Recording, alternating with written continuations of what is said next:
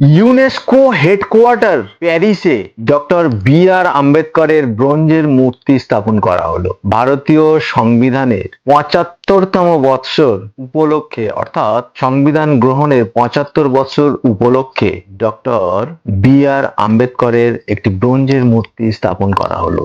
কোথায়?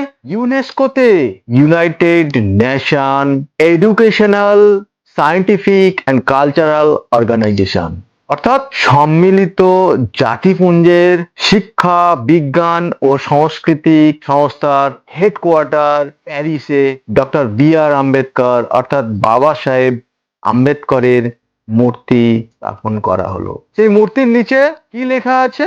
Architect of Indian constitution. যাই হোক, আমি একজন শিডিউল কাস্ট কমিউনিটির সদস্য কিংবা তপশিলি জাতির একজন মানুষ হিসাবে আমার কাছে দিনটি খুব গর্বের বলে মনে হয়। তো আসুন সবাই মিলে আমরা একবার বলি, জয় ভীম, জয় সংবিধান।